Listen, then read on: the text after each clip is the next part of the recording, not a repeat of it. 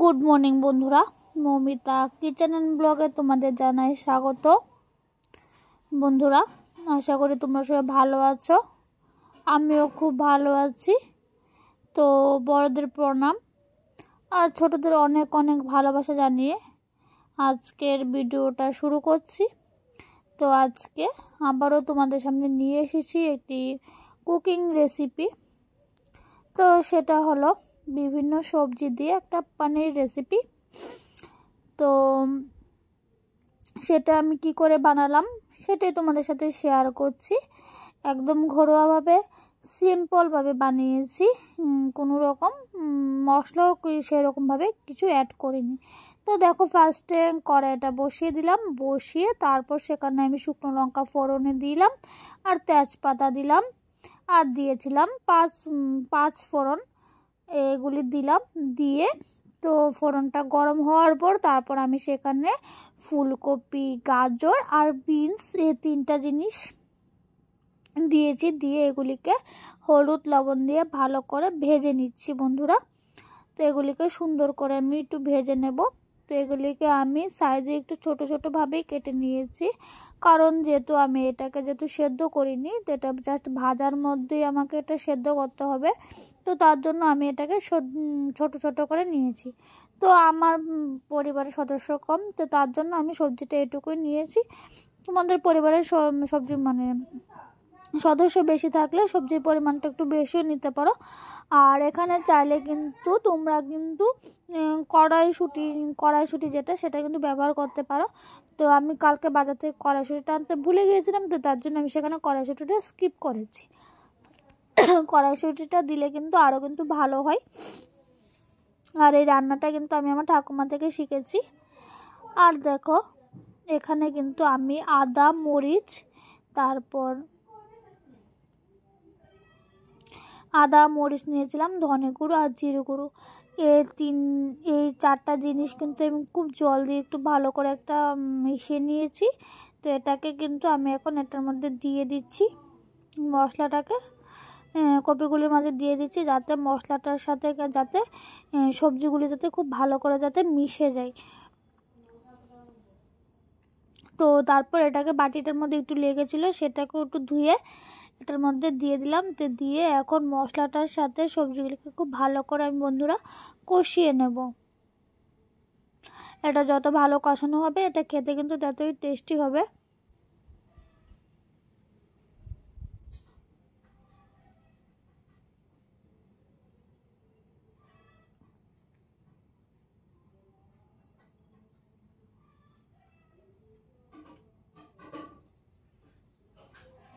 বন্ধুরা, আমার পরিবারে তোমরা যদি নতুন সদস্য হয়ে থাকো অবশ্যই কিন্তু আমার চ্যানেলটাকে সাবস্ক্রাইব করে দিও, আর সাবস্ক্রাইব করে কিন্তু বেল আইকনে কিন্তু প্রেস করে দিও।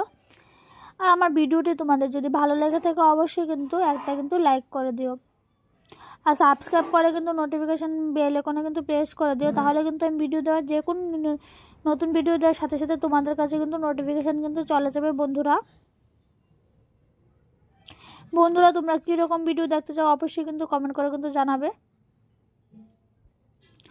যেহেতু আমি ত্রিপুরার মেয়ে, আমার বেশিরভাগ রান্নাই থাকে নর্থ স্টাইলে।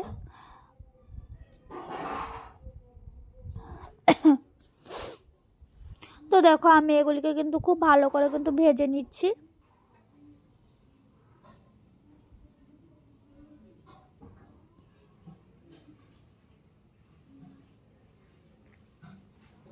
তো দেখো, মশলাটা কিন্তু প্রায় আমার কষানো হয়ে গেছে।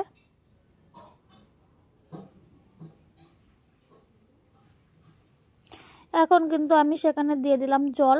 তা আমি গরম জলটা ব্যবহার করিনি, আমি ঠান্ডা জলেই ব্যবহার করেছি।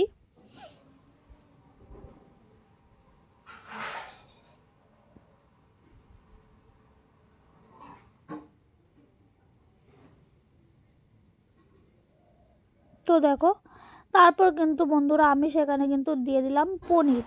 তো পনিরগুলিকে ভেজে দেইনি, যেহেতু আমি জলটা একটু বেশি দিয়েছি, মানে ঝোলটা একটু বেশি দিয়েছি।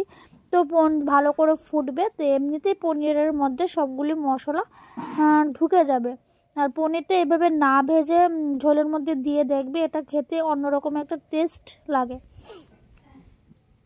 তো দেখো তারপর কিন্তু আমি ঝোলের মধ্যে কিন্তু দিয়ে দিলাম সামান্য একটু কালারের জন্য একটু হলুদ, যেহেতু ভাজার মধ্যে তো আমি হলুদ দিয়েছি, তো যেহেতু পনিরটা আমি দিলাম তো তার জন্য সামান্য একটু হলুদ দিয়ে দিলাম। তো দেখো ঝোলটাকে আমি ভালো করে এখন ফুটাবো। তো যেহেতু ফুটাবো তো ঝোলটার মধ্যে দিয়ে দিলাম কাসুরি মেথি। কাসুরি মেথি দেওয়ার মধ্যে এটা টেস্টটা কিন্তু আরও কিন্তু দ্বিগুণ বেড়ে যায়। যেহেতু আমি কাসুরি মেথি দিলাম তার জন্য আমি কিন্তু সেটার মধ্যে কোনো কিন্তু গরম মশলা কিন্তু অ্যাড করিনি। তো এটা আমি এখন ফুটে আসার জন্য অপেক্ষা করব। তো তারপর এটার মধ্যে আমি দিয়ে দিলাম সামান্য একটু টমেটো কেচাপ। টমেটো কেচাপটা যদি না থাকে তোমরা যদি চাও ভাজাটার মধ্যে কিন্তু গোটা একটা টমেটো পেস্ট করে দিতে পারো। যেহেতু আমার ঘরে যেহেতু টমেটো কেচাপটা ছিল তো তার জন্য আমি টমেটো কেচাপটি দিয়ে দিলাম।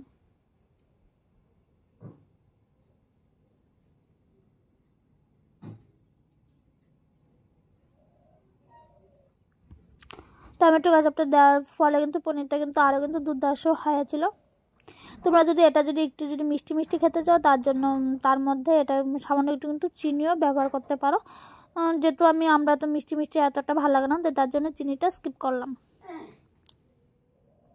তো ঝোলটা প্রায় ফুটে এসেছে, দেখো একদম কিন্তু ঝোলটা কিন্তু কষা কষা হয়ে গেল। তো আমি এখন তেজপাতাটা সেখান থেকে সরিয়ে নিচ্ছি। একদম কিন্তু কষা কষা কিন্তু করলাম।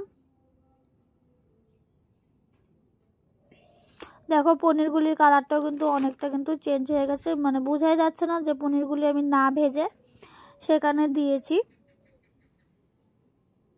এটা কিন্তু বন্ধুরা রুটির সাথে কিন্তু খুব দুর্দান্ত লাগে, ভাতের সাথে তো একদম লাজবাব, রুটির সাথেও কিন্তু খেতে কিন্তু খুব দুর্দান্ত লাগে। তো দেখো আমার পনিরটা কিন্তু একদম কিন্তু রেডি হয়ে গেল। কারা কারা পনিরের এই রেসিপিটা খেতে ভালোবাসো অবশ্যই কিন্তু কমেন্ট করে জানাবে, আমার তো বেশ ভালোই লাগে।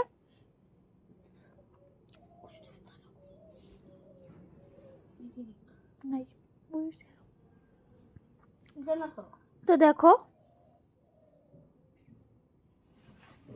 তো বন্ধুরা আমার ভিডিওটি আমি এইভাবে এখানে শেষ করে দিলাম। ফিরে আসবো নতুন একটা দিন নতুন একটা ভিডিওর মাঝে, তোমরা এইভাবে পাশে থাকো। আজকে ভিডিওটা এখানে শেষ করছি, টাটা।